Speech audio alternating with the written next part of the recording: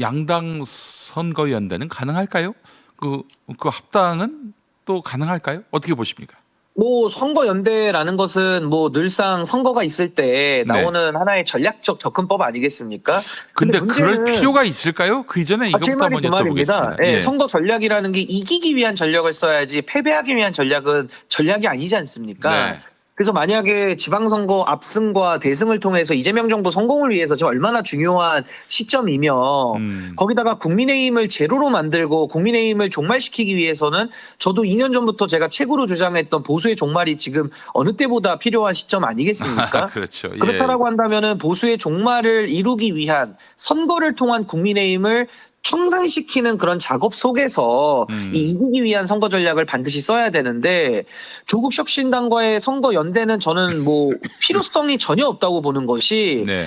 호남 지역에서는 민주당과 조국 혁신당이 만약에 자리를 나눠 먹는다. 서로 선거구를 조정해서 어느 지역은 조국혁신당, 어느 지역은 민주당 이렇게 해버리면요. 그거 쉽지 않을 거예요, 그것도. 이건 선거 야합이 되거든요. 그러면서 예. 민주당 안에서도 출마하고 싶은 사람들이 많을 텐데 네. 왜 그분들이 조국혁신당을 위해서 왜 희생해야 됩니까? 이런 문제의식이 있는 거고 그리고 경합 지역에서는 조국혁신당과 민주당이 결합을 했을 때 오히려 중도층의 표가 떠나가는 역작용이 발생하거든요. 그런 상황에서는 뭐 선거연대가 굳이 필요한가 뭐 조국 대통령 만들기 운동을 하지 않는 이상은 저는 뭐 선거연대의 이응도 꺼내서는 안 된다.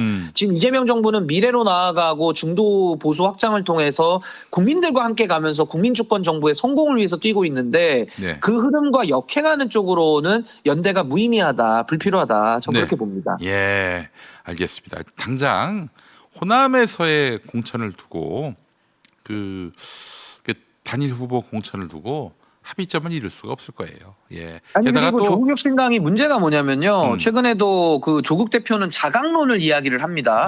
그러더니 그렇죠. 조국혁신당의 그 정춘생 최고위원인가요? 그분은 네. 또 평택 지역이나 군산 지역에는 뭐 민주당 후보 내지 말라고 그러고 있어요. 예. 아니 왜 본인 당 자기 당의 비전과 철학을 얘기해서 선택을 받는 게 정치지? 아니 왜 못 다른 받은 정당에 대해서 빚이 왜 후보 있는 내지 말라고 것이냐, 합니까? 못 받은 빚이 있는 것이냐 저렇게 나오니 얼마나 기가 막힙니까? 아니 제가 국민의힘 저 별로 안 좋아하고 제가 보수 종말론자거든요. 그런데도 제가 국민의힘 보고 뭐 후보 내지 말아라 이런 얘기는 잘 안 해요. 후보를 내면은 이제 그걸 국민들이 심판을 하는 것이죠. 글쎄 말입니다. 그러니까 조국혁신당의 가장 큰 착각이 예.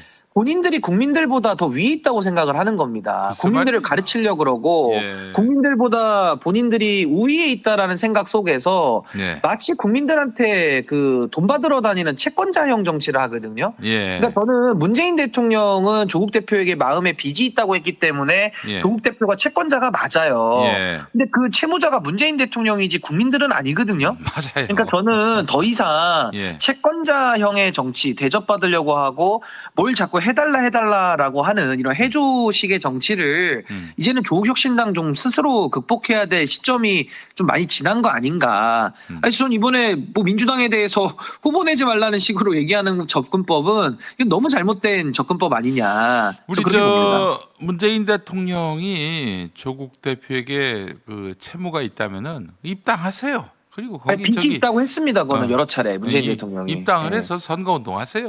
뭐 그럼 되겠네.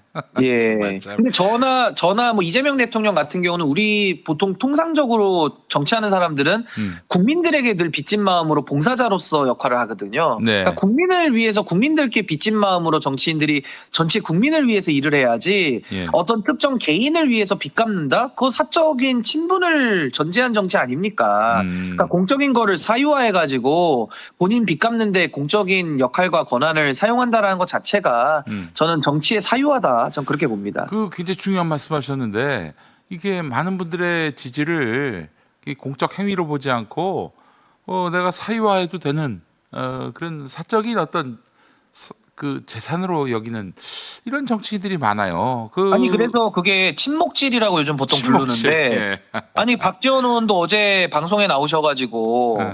그 서민석 변호사 어떻게 추천했냐고 그 진행자가 물으니까 그 신건 국정원장이라고 자기랑 친분 있는 분의 그분이 사위라는 거예요. 네. 아니 아. 그 본인과의 친분이 국민들과 무슨 관련이 있으며 그 예. 친분을 가지고 그러면은 이화영 지사에 대해서 그렇게 회유를 하고 검찰 편을 들었던 팀 윤석열의 역할을 했던 그 변호사에 대해 가지고 그 법률특보 그것도 여당의 당대표 법률특보로 사적 친분을 가지고 추천하는 게 과연 정치이고 그게 맞습니까? 저는 아무리 박지원 의원님 정치 오래 하셨다고 하고 국회의장도 포부를 가지신 분인데 이런 분이 국회의장이 되시면 어떻게 국회를 사유화할지가 눈에 뻔히 보이지 않습니까? 전 굉장히 위험한 수위까지 왔다고 보는 거예요. 이렇게 정치하시면 안 되는 겁니다. 네. 국민들을 생각하신다면은. 참 한숨이 나옵니다.